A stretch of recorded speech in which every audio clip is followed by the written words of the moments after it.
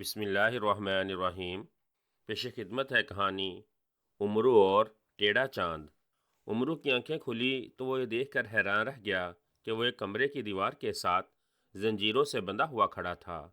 وہ حیران رہ گیا کہ وہ یہاں کیسے پہنچ گیا اور اسے کس نے زنجیروں سے باندھ دیا ہے، کیونکہ وہ ملک دامان کے شاہی مہمان خانے میں سویا ہوا تھا۔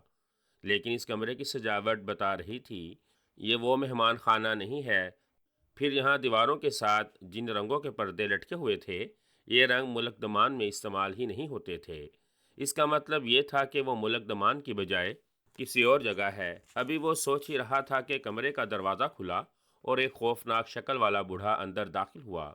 اس کی داڑھی اور مونچھوں کے بال کافی گھنے تھے۔ اس نے سر پر انسانی کھوپڑیوں کا ایک ہار باندھا ہوا تھا۔ درمیان میں ایک بڑی کھوپڑی تھی اور اس بڑی کھوپڑی کے دونوں طرف دو چھوٹی چھوٹی کھوپڑیاں تھیں۔ اس بوڑھے کے جسم پر جادوگروں جیسا ہی لباس تھا اور اس کے سینے پر باقاعدہ انسانی کھوپڑی بنی ہوئی تھی۔ وہ بوڑھا قدم بڑھاتا آگے آیا اور پھر امرو کے سامنے آ کر رک گیا۔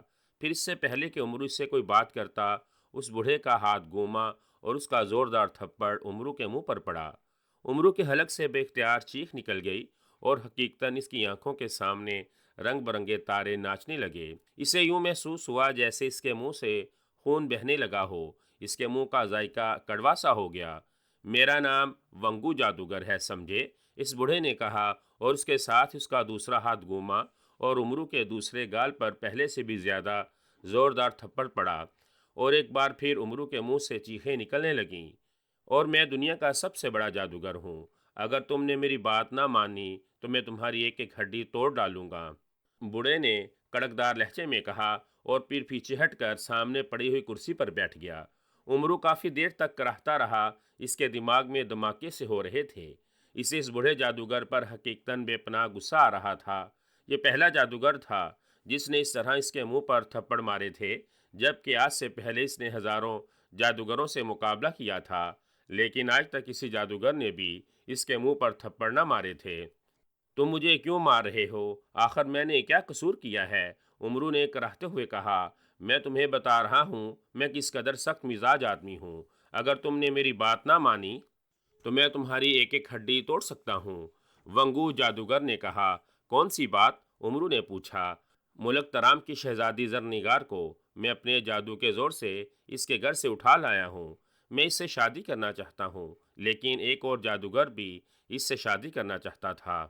اس نے جب دیکھا کہ اس جادوگر سے پہلے میں شہزادی زرنگار کو اٹھا کر لے آیا ہوں، تو اس نے اپنے جادو کے زور سے شہزادی زرنگار کے ماتھے پر موجود سونے کے بنے ہوئے چاند کو ٹیڑھا کر دیا۔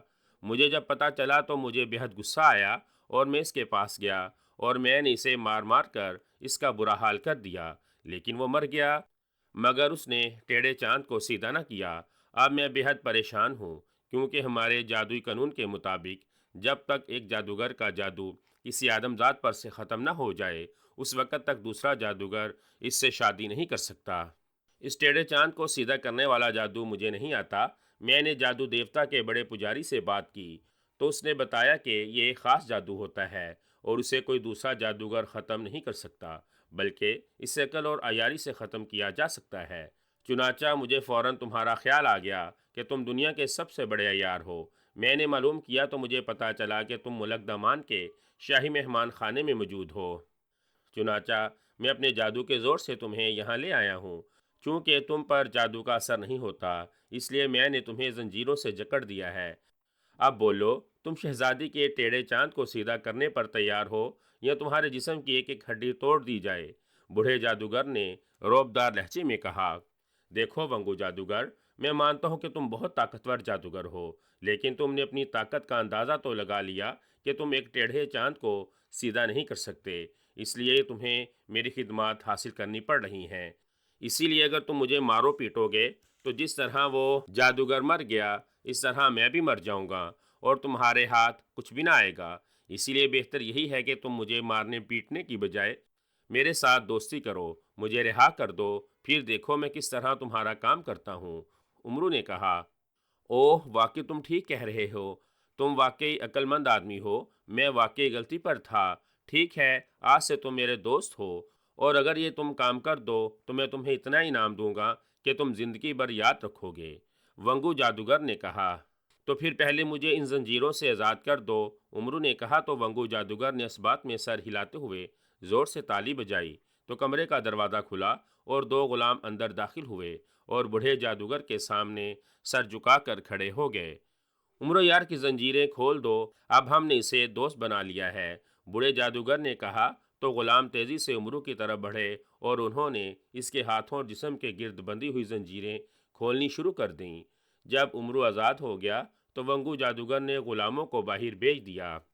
آؤ اب میرے سامنے بیٹھ جاؤ اور سنو، یہ میں صرف تمہیں اجازت دے رہا ہوں، ورنہ آج تک کسی میں یہ جرت نہ ہوئی کہ وہ ونگو جادوگر کے سامنے بیٹھ سکے۔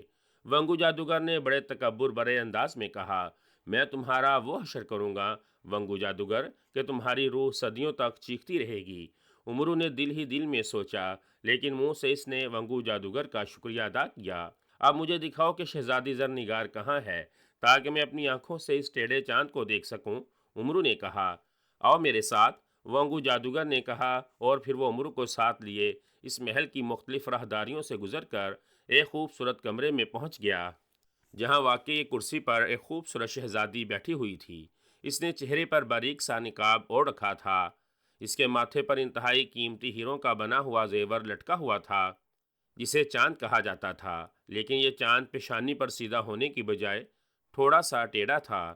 دیکھا تم نے امرو یار کہ شہزادی کے ماتھے پر موجود چاند ٹیڑھا ہے، بس اسے سیدھا کرنا ہے، بوڑھے جادوگر نے کہا۔ لیکن یہ کون سا مشکل کام ہے، شہزادی سے ہاتھ سے سیدھا کر دے، امرو نے کہا۔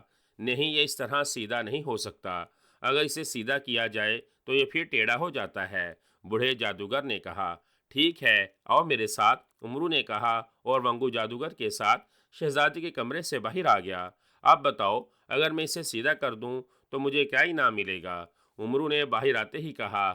یہ انعام تھوڑا ہے کہ تمہاری ہڈیاں ٹوٹنے سے بچ گئی ہیں، ونگو جادوگر نے کہا۔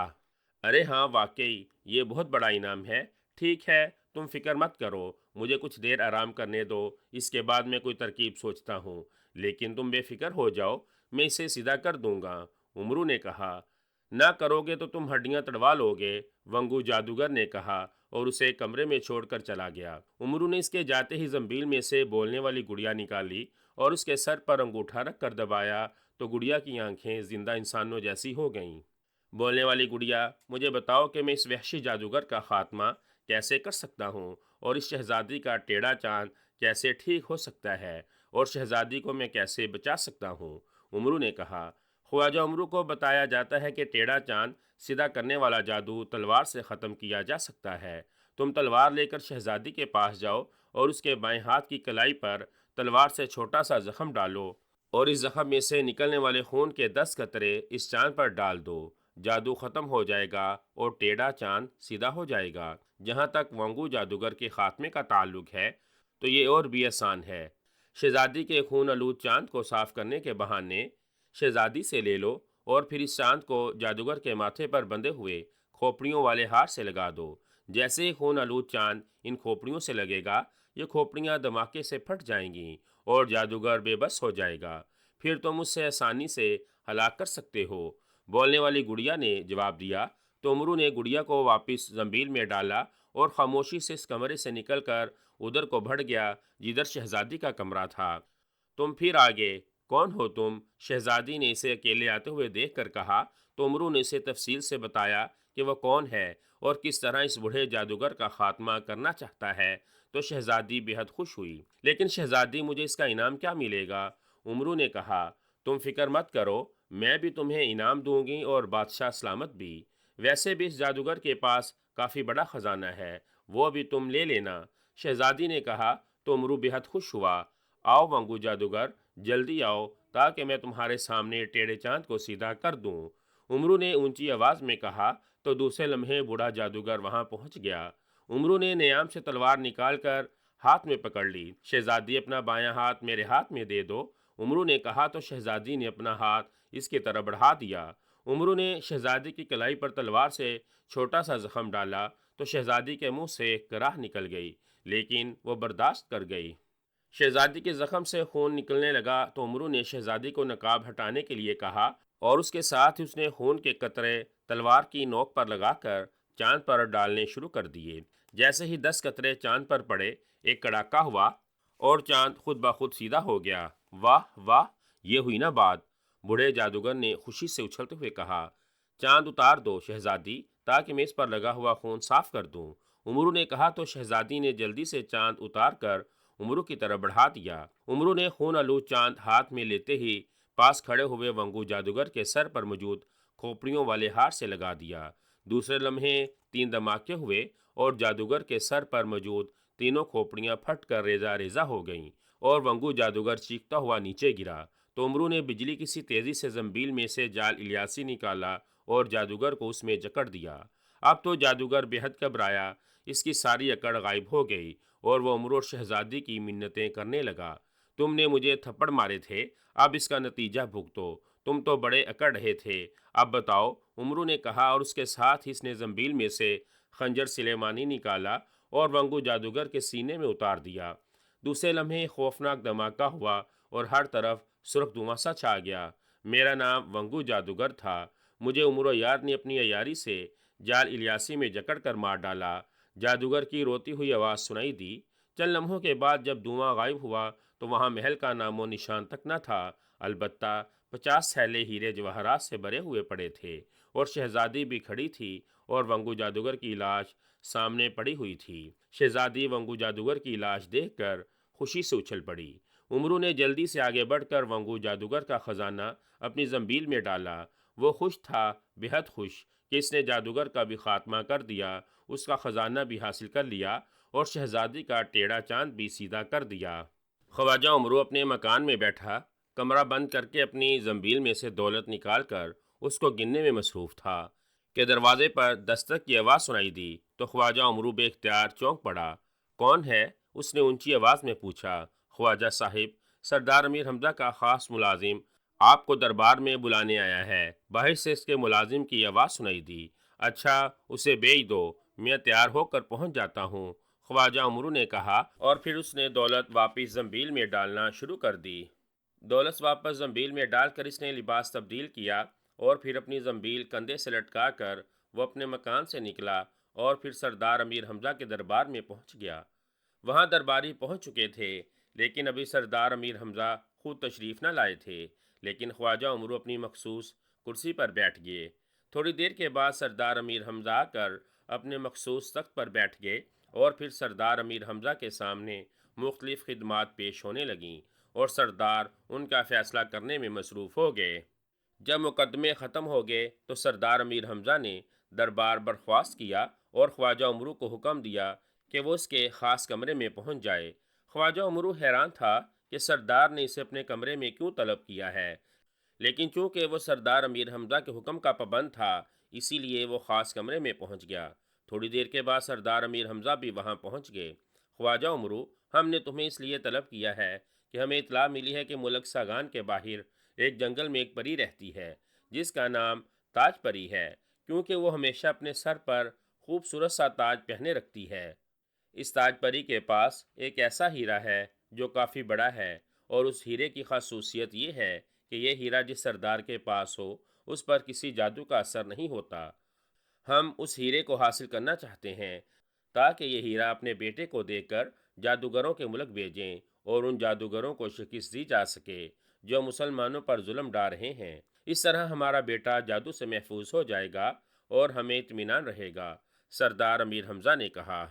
سردار، آپ اس پری کو پیغام بھجوا دیں، وہ یقیناً یہ ہیرا آپ کو تحفے میں پیش کر دے گی، خواجہ امرو نے کہا۔ نہیں، ہم نے پیغام بھیجا تھا لیکن اس نے صاف انکار کر دیا، اس لیے ہم تمہیں یہ ہیرا حاصل کرنے کا حکم دیتے ہیں۔ اگر تم یہ ہیرا لے کر نہ آئے تو تمہیں ہلاک کر دیا جائے گا، سردار امیر حمزہ نے کہا۔ لیکن سردار، پہلے مجھے پیشگی کے طور پر کچھ انعام تو دے دیجئے، خواجہ امرو نے منت بھرے لہجے میں کہا۔ مجھے معلوم ہوا ہے کہ تمہارے پاس بہت دولت اکٹھی ہو گئی ہے، سردار امیر حمزہ نے کہا۔ او نہیں سردار، میں تو غریب آدمی ہوں، آپ بے شک میری بیوی چاند تارا سے پوچھ لیں، خواجہ امرو نے گھبرائے ہوئے لہجے میں کہا۔ تم کنجوس ہو، اس لیے مجھے معلوم ہے کہ تم ساری دولت اپنی زنبیل میں چھپائے رکھتے ہو اور اپنی بیوی کو بھی نہیں دیتے، اور یہ سن لو کہ ہم مسلمانوں کے سردار ہیں، اسی لیے اگر میں زنبیل کو حکم دے دوں تو وہ بھی اپنے اندر موجود ساری دولت نکال کر باہر ڈھیر کر دے گی۔ سردار امیر حمزہ نے کہا، او سردار، آپ رحم دل اور سخی ہیں، مجھ پر رحم کریں۔ عمرو نے فوراً گھبرا کر ہاتھ جوڑتے ہوئے کہا، تو پھر جا کر ہیرا لے آؤ، پھر انعام ملے گا۔ سردار امیر حمزہ نے کہا، مگر سردار، وہ بدشگونی ہو جائے گی۔ عمرو نے ڈرتے ڈرتے کہا تو سردار امیر حمزہ بے اختیار ہنس پڑے، تم واقعی بے حد لالچی ہو۔ بہرحال چونکہ تم مسلمانوں کے لیے کام کرتے ہو، اسی لیے تمہیں برداشت کیا جاتا ہے، لو انعام لے لو۔ سردار امیر حمزہ نے کہا، اور اپنے گلے میں موجود انتہائی قیمتی موتیوں کا ہار اتار کر اس نے خواجہ عمرو کو دے دیا۔ خواجہ عمرو بے حد خوش ہوا اور اس نے سردار امیر حمزہ کو فرشی سلام کیا اور پھر خاص کمرے سے باہر آ گیا۔ دربار سے نکل کر وہ واپس اپنے گھر گیا تاکہ دربار کا لباس تبدیل کر کے دوسرا لباس پہن لے۔ اب اس نے لباس تبدیل ہی کیا تھا کہ کمرے کا دروازہ ایک دھماکے سے کھلا اور اس کی ہتھنی جیسی موٹی بیوی چاند تارا اندر داخل ہوئی۔ کہاں ہے وہ موتیوں کا ہار؟ نکال لو ابھی۔ چاند تارا نے چیختے ہوئے کہا، کیا کیا کیا کہہ رہی ہو؟ کون سا ہار؟ عمرو نے گھبرا کر کہا، نکالو ہار جو تم سردار امیر حمزہ سے لے کر آئے ہو، نکالو ورنہ تمہاری یہ داغے سے بھی پتلی گردن توڑ دوں گی۔ چاند تارا نے غصے سے چیختے ہوئے کہا اور اس کے ساتھ اس نے اپنا ہاتھی جیسا بھاری ہاتھ بڑھایا اور عمرو کی گردن پکڑ لی۔ ارے ارے، ٹوٹ جائے گی، ہاتھ ہٹاؤ جلدی۔ خواجہ عمرو نے بھینچے بھینچے لہجے میں کہا، نکالو، کہاں ہے ہار؟ نکالو۔ چاند تارا نے اس کی گردن کو جھٹکا دیتے ہوئے کہا تو خواجہ عمرو نے اپنی جان بچانے کے لیے مجبوراً زنبیل میں سے ہار نکال کر چاند تارا کو دے دیا۔ واہ واہ، اس قدر خوبصورت ہار! چاند تارا نے اس کی گردن چھوڑ کر جلدی سے ہار لیتے ہوئے کہا اور خواجہ عمرو دونوں ہاتھوں سے اپنی گردن مسلنے لگا۔ دیکھو کیسی لگتی ہوں میں؟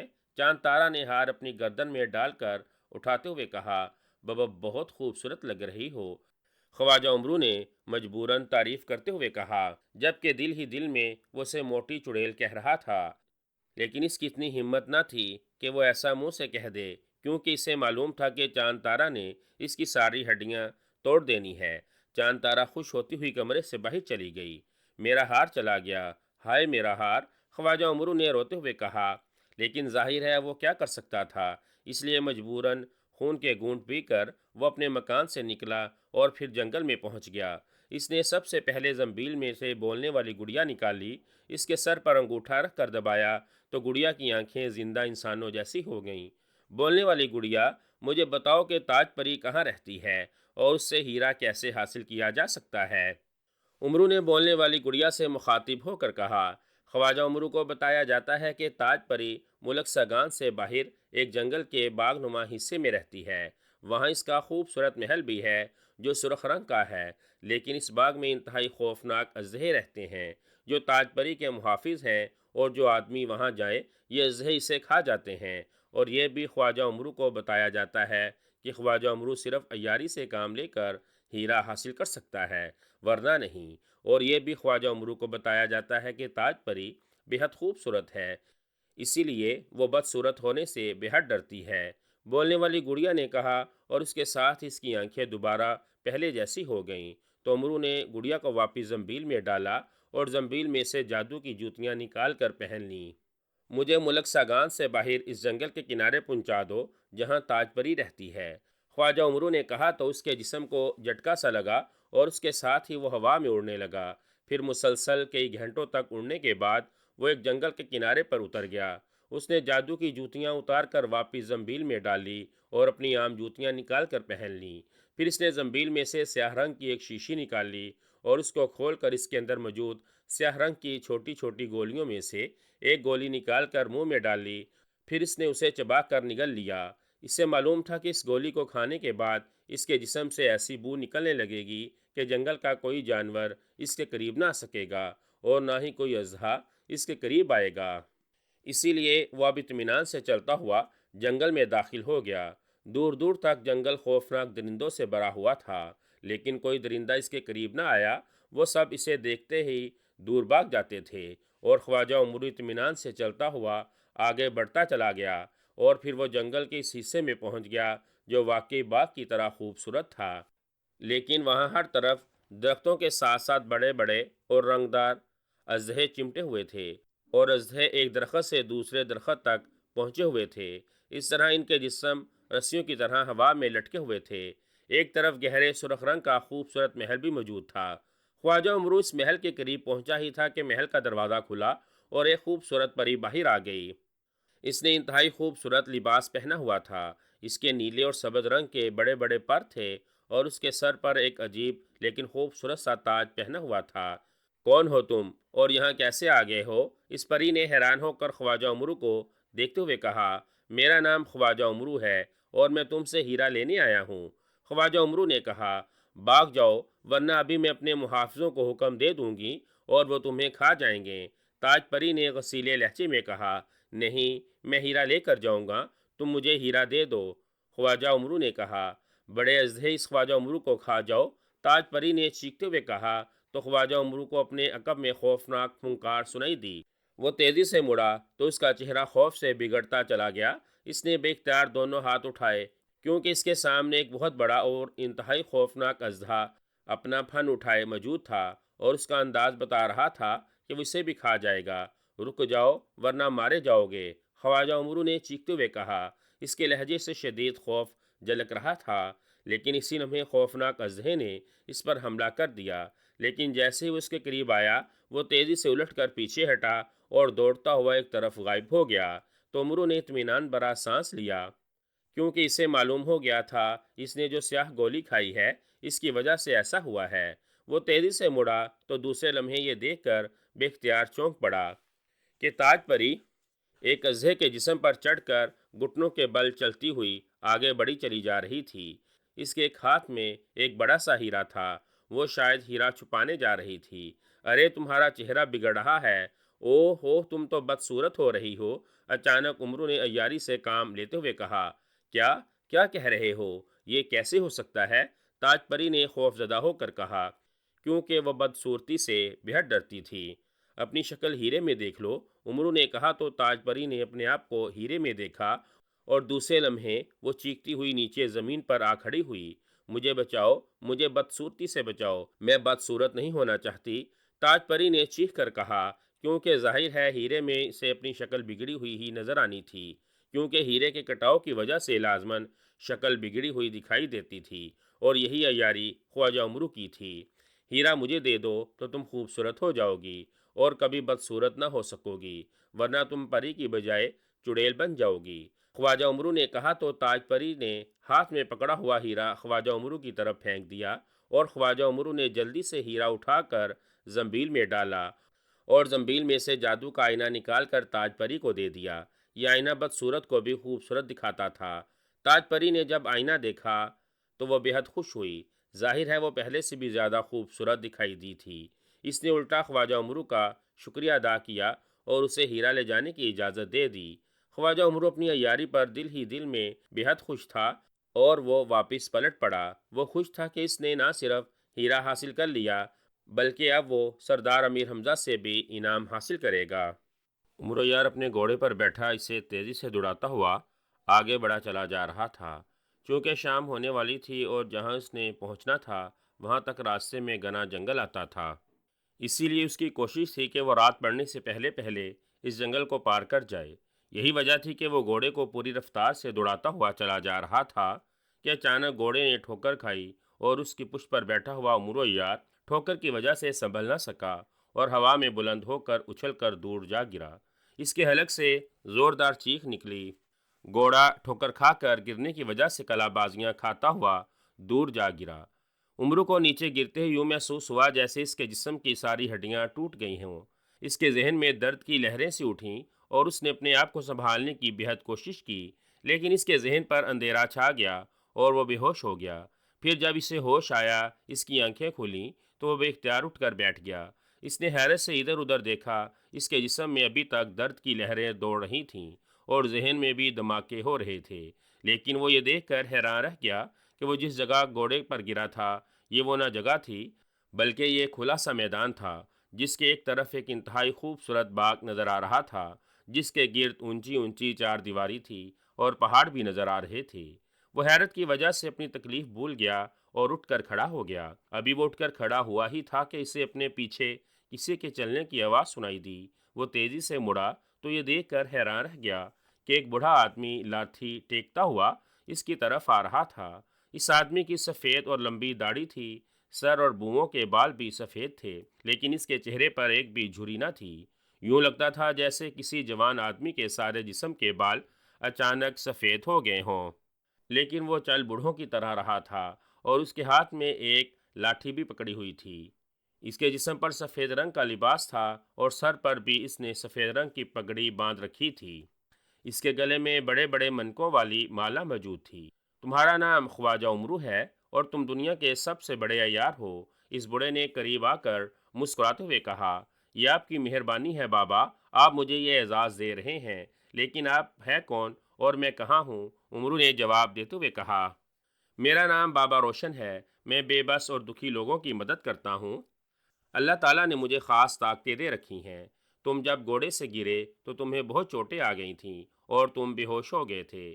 تمہارے گھوڑے کی بھی گرنے کی وجہ سے گردن ٹوٹ گئی تھی، وہ ہلاک ہو چکا تھا، اور ظاہر ہے آگے جنگل تھا، تم پیدل اس جنگل سے گزرتے تو تمہیں جنگلی جانور چیر پھاڑ دیتے، اس لیے میں نے تمہیں اپنی خاص طاقت کی بنا پر وہاں سے اٹھوا کر یہاں لے آیا، بابا روشن نے جواب دیا۔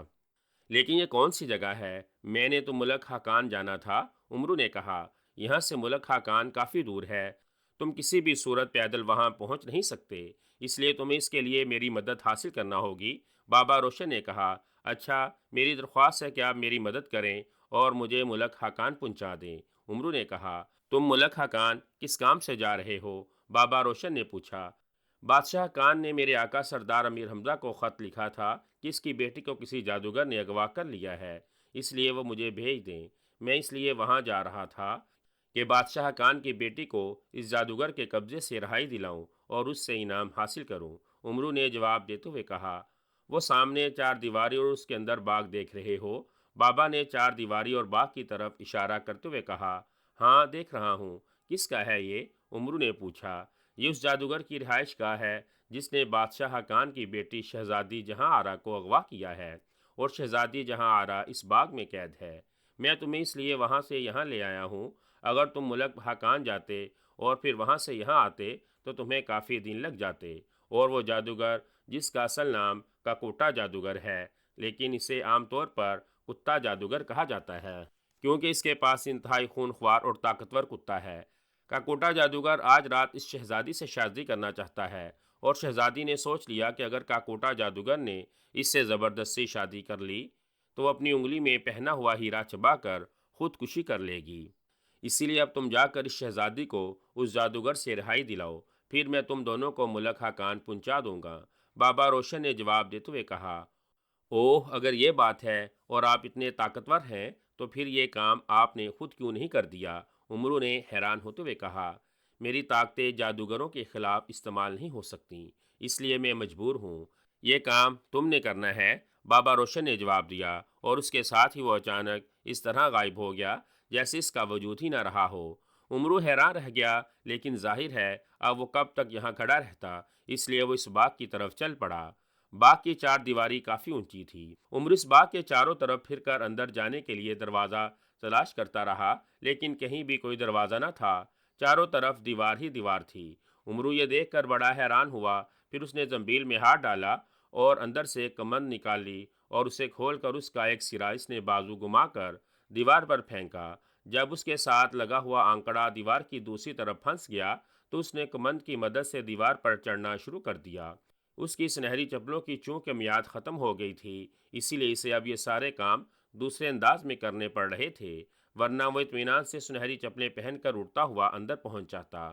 دیوار پر چڑھ کر اس نے اندر دیکھا تو وہاں واقع ایک انتہائی شاندار باغ تھا، بے پناہ خوبصورت باغ۔ ایک طرف ایک خوبصورت مکان بنا ہوا تھا۔ عمرو نے کمند کھولی اور پھر اس نے اس کا آنکڑا باہر کی طرف دیوار میں پھنسایا اور رسی کی مدد سے نیچے اتر گیا۔ پھر کمند کو وہیں چھوڑ کر وہ تیزی سے چلتا ہوا اس مکان کی طرف آ گیا، لیکن جیسے ہی وہ مکان کے قریب پہنچا، مکان کے اندر سے خوبصورت لڑکی باہر آ گئی۔ وہ عمرو کو وہاں دیکھ کر بے حد حیران ہوئی۔ تم کون ہو اور یہاں کیسے پہنچ گئے؟ لڑکی نے حیران ہو کر پوچھا۔ پہلے تم بتاؤ کہ تم کون ہو، عمرو نے پوچھا۔ میرا نام شہزادی جہاں آرا ہے اور میں ملک حقان کے بادشاہ کی اکلوتی بیٹی ہوں، لڑکی نے جواب دیا۔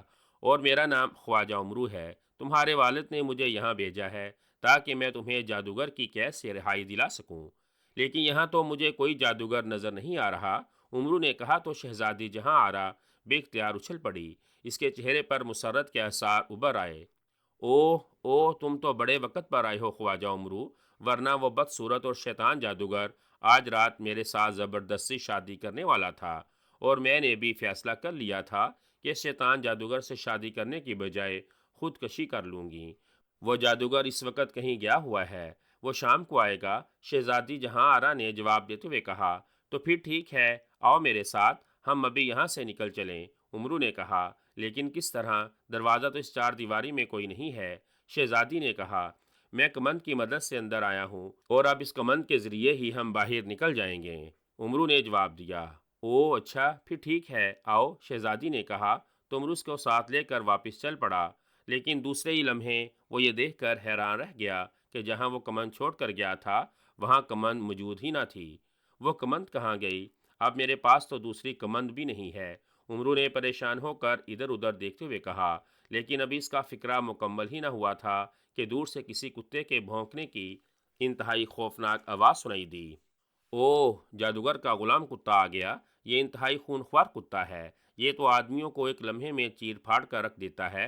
شہزادی نے انتہائی گھبراتے ہوئے لہجے میں کہا، تم گھبراؤ نہیں شہزادی، میں اسے بھی ہلاک کر دوں گا۔ عمرو نے کہا اور جلدی سے زنبیل میں ہاتھ ڈالا، لیکن اسی لمحے بھونکتا ہوا انتہائی خوفناک کتا ان کے نزدیک آ گیا تو شہزادی دوڑ کر ایک قریبی درخت پر چڑھ گئی۔ کتا واقعی بہت خونخوار تھا۔ گو اس کا رنگ سفید تھا، لیکن اس کے خوفناک دانت اور اس کی آنکھوں میں موجود سرخی بتا رہی تھی کہ وہ واقعی بہت خونخوار ہے۔ عمرو بھی فوری طور پر اس سے بچنے کے لیے اسی درخت پر چڑھ گیا جس پر شہزادی چڑھی ہوئی تھی۔ کتا بھی اس درخت کی طرف لپکا، لیکن عمرو نے جلدی سے زنبیل میں سے جال الیاسی نکالا اور کتے پر پھینک دیا۔ کتا اس جال میں بری طرح پھنس گیا تو عمرو نے اپنی کمر سے بندھی ہوئی تلوار اتاری۔ وہ درخت سے نیچے اتر آیا۔ اس کے پیچھے شہزادی بھی درخت سے اتر آئی۔ کتا جال الیاسی میں پھنسا ہوا بری طرح بھونک رہا تھا۔ عمرو تلوار لیے اس کی طرف بڑھا اور اس خونخوار کتے کی گردن ایک ہی وار میں اڑا دی۔ کتا ہلاک ہو گیا تو عمرو نے جال الیاسی اکٹھا کیا اور اسے واپس زنبیل میں ڈال لیا، اور پھر وہ شہزادی سمیت واپس اسی جگہ کی طرف چل پڑا۔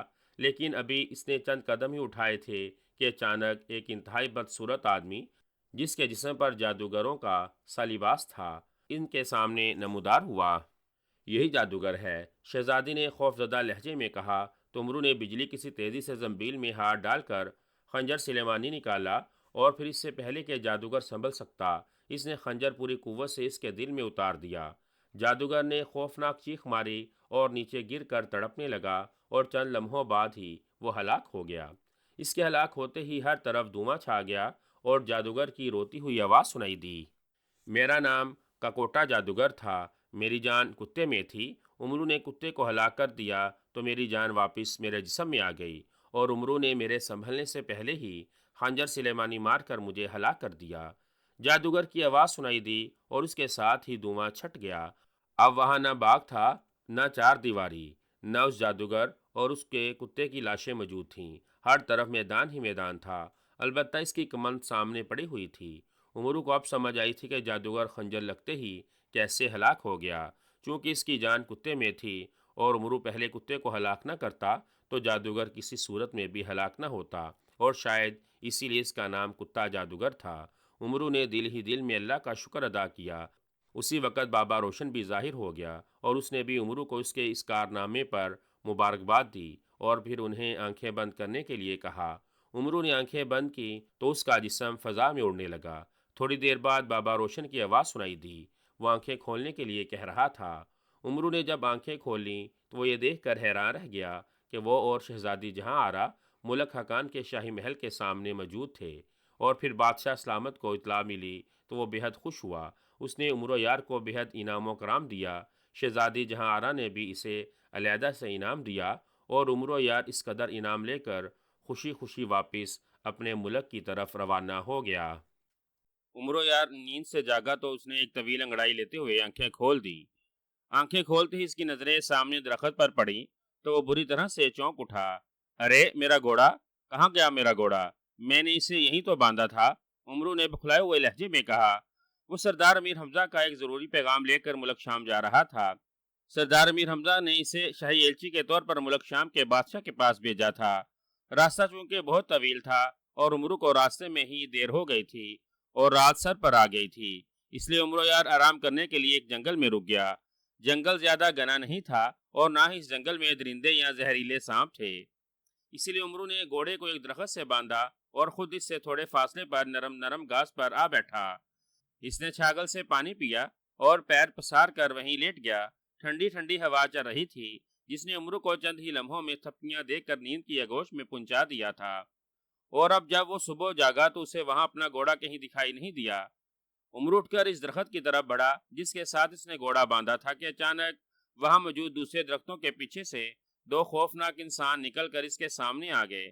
ان میں سے ایک شخص بے حد لمبا تڑنگا اور طاقتور جسم کا مالک تھا۔ اس کے ہاتھوں کی انگلیاں اور اس کے سیاہ ناخن بے حد بڑے ہوئے تھے۔ اس نے سبز رنگ کا لباس پہن رکھا تھا اور اس کے سر پر ایک سرخ رنگ کی ٹوپی تھی جس پر سینگ بنے ہوئے تھے۔ اس کے بال بے حد بڑے تھے اور اس کے اوپر کے دو دانت بھی بے حد لمبے اور نوکیلے دکھائی دے رہے تھے۔ اس کے ہاتھ میں ایک بڑی سی کلہاڑی تھی جبکہ دوسرا اس کے بالکل برعکس سر سے گنجا، دبلا پتلا اور عجیب سا دکھائی دے رہا تھا۔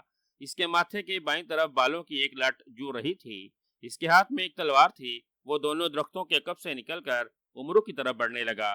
کون ہو تم اور یہاں کیا کر رہے ہو؟ عمرو نے ان دونوں کو غور سے دیکھتے ہوئے پوچھا۔ نہ جانے کیوں اسے ان دونوں سے بے پناہ خوف سا محسوس ہو رہا تھا۔ تمہاری موت ہے ہم اور تمہیں ہلاک کرنے آئے ہیں، گنجے سر اور پیلے لباس والے نے عمرو کے قریب آ کر بھیانک لہجے میں کہا، جبکہ سبز لباس والا پیچھے ہی رک گیا تھا۔ میری موت؟ ارے دو موتیں ایک ساتھ، کیوں مذاق کر رہے ہو؟ عمرو نے مسکرا کر ناکام کوشش کرتے ہوئے کہا۔ عمرو یار، تم ہی عمرو یار ہو نا؟ پیلے لباس والے نے عمرو کو تیز نظروں سے گورتے ہوئے کہا۔ پتہ نہیں، عمرو نے اسی طرح بکھلائے ہوئے لہجے میں کہا۔ گلاشم، پیلے لباس والے نے سر گھمائے بغیر پیچھے کھڑے سبز لباس والے سے کہا۔ حکم آقا، سبز لباس والے نے آگے بڑھ کر مودبانہ لہجے میں کہا۔ یہی ہے عمرو یار، پکڑ لو اس کو، اس کے پاس چراغ موتی ہے، ہمیں اس سے ہر صورت میں چراغ موتی حاصل کرنا ہے۔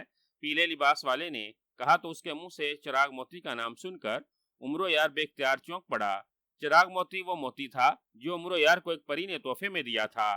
اس موتی کو اگر عمرو یار کسی اندھیری جگہ لے جاتا تو اس موتی سے پھوٹنے والی کرنوں سے وہاں سے تاریکی دور ہو جاتی اور ہر طرف روشنی پھیل جاتی، اور گنجے سر والا انسان اسی چراغ موتی کا کہہ رہا تھا۔ سبز لباس والا بڑے بڑے قدم اٹھاتا ہوا عمرو کی طرف بڑھا تو عمرو کو اچانک نہ جانے کیا سوجی کہ وہ یک لخت پلٹا۔ اس سے پہلے کہ سبز لباس والا پیلے لباس والے کچھ سمجھتے، عمرو نے اچانک وہاں سے دوڑ لگا دی۔ ارے وہ بھاگ رہا ہے، پکڑو اسے جانے نہ پائے، پیلے لباس والے نے چیختے ہوئے کہا تو سبز لباس والا جن نما انسان نے عمرو کے پیچھے دوڑ لگا دی۔ اس کے پیچھے پیلے لباس والا گنجا بھی دوڑنے لگا۔ عمرو نہایت برق رفتاری سے دوڑ رہا تھا مگر ان کی رفتار بے حد تیز تھی۔ عمرو کو صاف معلوم ہو رہا تھا کہ وہ فوراً اس کو آ لیں، اس لیے اس نے اپنی رفتار اور بڑھا دی۔ رک جاؤ گلاشم، اسے میں پکڑتا ہوں، پیلے لباس والے نے کہا تو سبز لباس والا گلاشم اس کا حکم سن کر فوراً رک گیا۔ پیلے لباس والے نے اپنی تلوار کا رخ عمرو یار کی جانب کر کے اسے ہلکا سا جھٹکا دیا تو اچانک عمرو یار کو ایک زوردار جھٹکا لگا اور وہ اچھل کر منہ کے بل گھاس کے ایک ڈھیر پر جا گرا۔ اس سے پہلے کہ وہ اٹھتا پیلے لباس والے نے پھر تلوار جھٹکی تو اچانک عمرو کے ہاتھ پیچھے ہوئے اور ان پر رسی بندھتی چلی گئی۔ اسی طرح اچانک اس کے پیروں پر بھی رسی نمودار ہو کر لپٹ گئی تھی۔ یہ دیکھ کر عمرو بکھلا گیا۔ گلاشم اور پیلے لباس والے آگے بڑھے اور عمرو کے قریب آ گئے۔ او نہیں، میں بھاگو جادوگر ہوں، تم مجھ سے بھاگ کر کہیں نہیں جا سکتے عمرو یار، پیلے لباس والے نے کہا۔ اس نے سبز لباس والے گلاشم کو اشارہ کیا تو وہ آگے بڑھا اور عمرو کے قریب ایک گھٹنے پر بیٹھ گیا۔ عمرو یار، تمہارے پاس جو چراغ موتی ہے وہ میرے آقا کو دے دو ورنہ میں تمہیں ہلاک کر دوں گا۔ گلاشم نے عمرو یار سے خوفناک لہجے میں مخاطب ہو کر کہا۔ میرے پاس کوئی چراغ موتی نہیں ہے، عمرو نے کہا۔ بھاگو جادوگر ان سے کافی فاصلے پر تلوار لیے کھڑا تھا۔ اس سے ایک بار پھر پوچھو گلاشم، اگر یہ انکار کرے تو اس کی دونوں ٹانگیں کاٹ دینا، پھر اس کے دونوں ہاتھ اور پھر اس کی گردن، اسی طرح اپنی کلہاڑی سے اس کے ٹکڑے ٹکڑے کر دینا۔ بھاگو جادوگر نے کہا تو گلاشم نے کلہاڑی بلند کر لی۔ کیوں عمرو یار، چراغ موتی دے رہے ہو یا نہیں؟ گلاشم نے کلہاڑی کی طرف دیکھتے ہوئے کہا۔ عمرو یار نے آنکھیں بند کر رکھی تھیں، اس نے بھی باگو جادوگر کے الفاظ سن لیے تھے۔ ٹھیک ہے، میں چراغ موتی دینے کے لیے تیار ہوں، لے لو چراغ موتی، عمرو نے فوراً کہا تو باگو جادوگر کی آنکھیں چمک اٹھیں۔ وہ تیز سے چلتا ہوا ان کے قریب آ گیا۔ اٹھو، ایک طرف ہٹ جاؤ، میں اس سے بات کرتا ہوں، باگو جادوگر نے کہا تو گاشم جادوگر اٹھ کر ایک طرف ہو گیا۔ لاؤ عمرو یار، چراغ موتی مجھے دے دو، بھاگو جادوگر نے کہا۔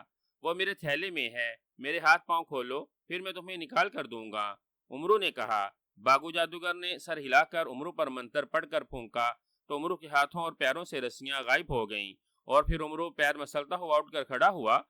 تو تم باگو جادوگر ہو؟ عمرو نے کہا۔ ہاں، میں باگو جادوگر ہوں، یہ میرا غلام جن ہے جسے میں نے جادو سے آدھا انسان بنا کر رکھا ہے۔